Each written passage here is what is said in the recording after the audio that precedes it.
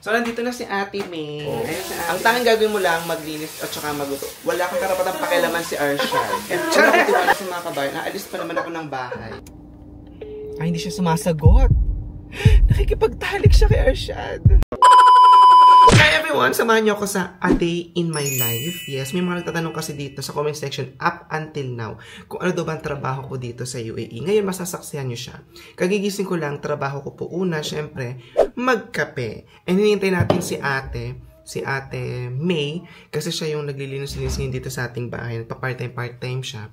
Yun nga, kumuha ko ng tutulong sa atin, maglinis, magluto, kasi minsan medyo hindi na natin nagagampanan yan. So, ipapaganap natin sa iba.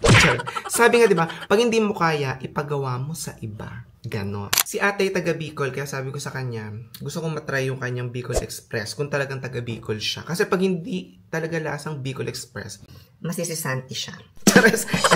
So, hintay lang natin siya and magpiprepare na din tayo kasi may mga ganap tayo, may concert tayo, tapos dahil muna tayong salon, tapos may meeting tayo mamaya. Kaya naman, see you.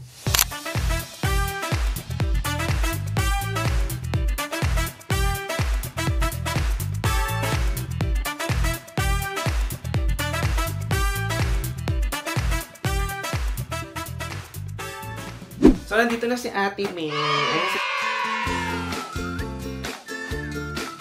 Ate May, oh, ang ganda-ganda niya. Pero mas maganda yung tigyawat ko kasi ano siya, buong-buo. Magluluto siya ng ano. Ang ganda-ganda mo nga.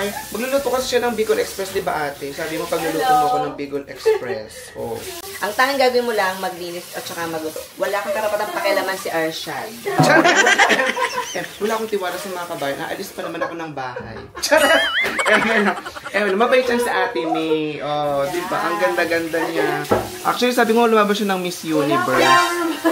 Okay lang yan, ate. Kailan ka ipapako? Thank you, ate. Yan, sa Ate May. Yan ang ating ano dito, anghel dito sa bahay. Minsan nga, pinagtitiri ko siya ng kandila. Virgin din daw kasi siya. So, ayan na. Nakaligo na tayo. Naligo ako. Huwag niyo ako i-judge. Hindi ko lang talaga binasahin buho ko kasi nga, dadaan naman tayo ng Aja Beauty Salon. Kasi tayo palagi nagpapa-wash and blow dry. Kasi pag ako nagbasa niya, napakatagal to yun ng buho dahil kasi makapal. Huwag na tayo magpaliwanag pa. So, let's go. And mag-prepare na tayo ng paunti-unti ulit para makalarga na tayo. Bye! So, ayan. Nakabis na tayo. And maglalagay lang tayo ng ating pilik. Pilik mata. So, sa mga nagtatanong kung saan daw ako nagpapalashes, nilalagay ko lang yan. Sa Shein ko lang to in order, guys. So, ayan. Lagyan lang natin para buhay yung mata. Tsaka para yung tigyaw talaga nagigigil ako dyan. Bye! So, ayan na. Okay na. Kapag pilik mata na tayo and ready to go. So, punta muna tayo ng Aja Beauty Salon para paayos natin yung ating hair. And then, meeting tayo, then concert tayo tonight. See you! Bye! So, ayan na. Let's go! So, buti na lang nandun sa Ate May. Yun nga yung nagkakasakasambay sa atin para may mag-arrange siya rin ng bahay. Alam niyo, super busy. So, ganyan na eksena natin. So, punta lang tayo sa parking and on the go na tayo. Wala pa tayong parking sa bahay kaya dyan tayo sa labas nagpa-park. Tapat lang naman ng building. So, medyo malamig naman na. Kaya laban lang. Nakalimutan ko na ata kung saan ako nag-park. Ang ingay ha! Charos. Saan ba yung ating karumba? Dito ata. Ay! Oh, dito. Parang alam ko katabi ako ng yellow na to before. Ay, ano to? Nawawala ako. Ganun. Parang di naman ako dito nag-park kagabi. Parang gumalaw siya mag-isa. So, tara na muna and let's start our day. Tapos hindi ko pala to sasakyan, no? So, tara. So, syempre, as always, habang pinapainit natin yung makina ng sasakyan, magpe-pray muna tayo. Syempre, for guidance, protection, and everything. Alam niyo naman, maraming evil eyes sa paligid. So, dapat protected tayo palagi. Hindi man nga tao-tao sa paligid natin, pero syempre, ng poong may kapal. Gusto mo yun? Especially, it's Sunday. So, medyo hindi rin naman tayo nakakapagsimba. So, yun na lang, yung wag nating tatanggalin, yung mag-pray tayo palagi. So, yun lang, para safe tayo sa ating driving.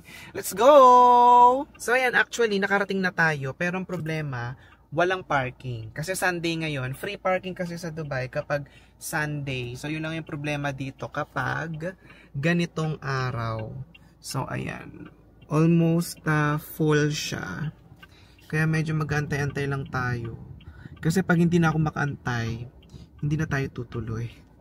Diretso na tayo sa lakad natin. Kasi medyo mahina ang patience sa pag-aantay.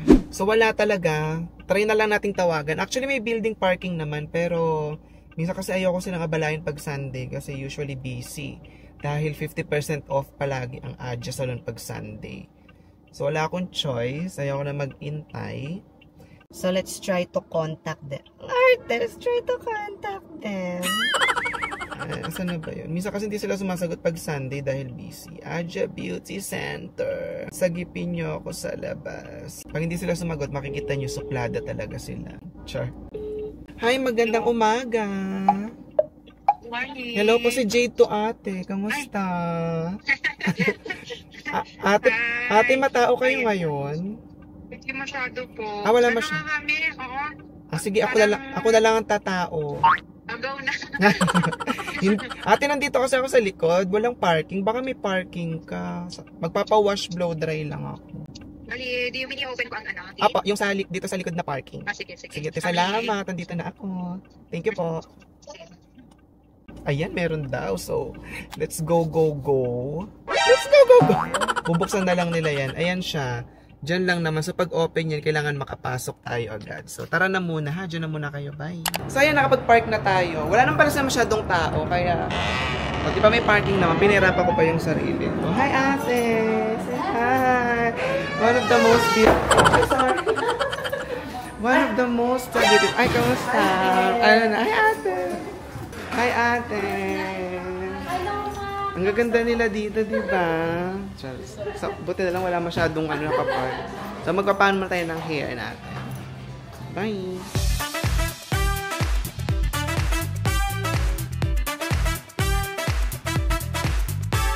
So, pa-cellophane tayo.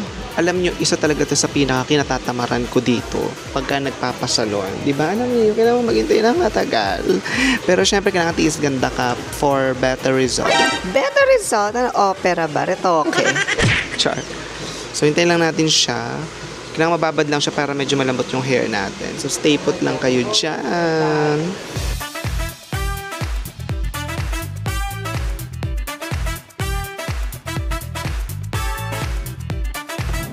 So, ayan, tapos na tayo. So, let's jump in. Jump in!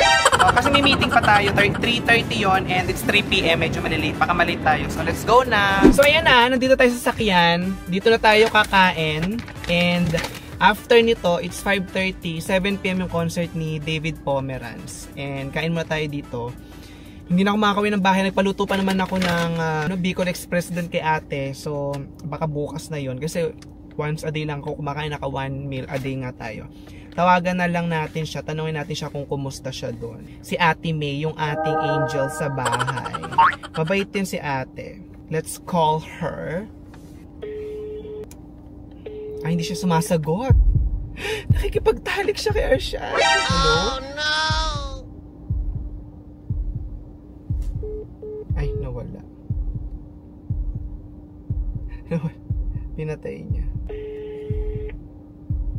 Oh, kasi hindi daw gumagana yung call niya kapag wala siyang headphone. Ay, hindi siya sumasagot. Sira kasi yung phone nito si ate. Mamaya na lang. So, mamaya i-check na lang natin yung niluto niyang Bicol Express. So, kain muna ako, guys. See you later doon sa concert ni David Pomeranz. So, dito naman tayo lang. Diba? Para bida ang saya. Jollibee, Bekenemen. Kain lang ako. Bye. Mwah.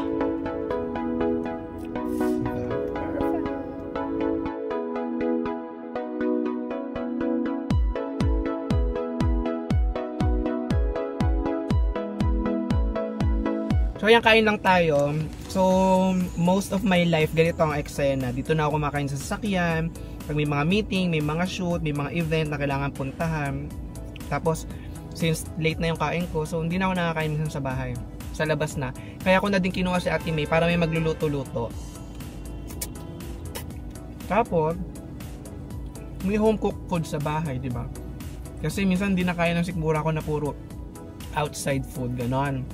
Kaya naman, ayan, nasaksihan nyo ang buhay ko bilang isang full-time vlogger / may small business pa tayo. Laban lang, di ba? Para magtagumpay tayo sa life. So, yun lang. See you in my next vlog. Love you all. Bye.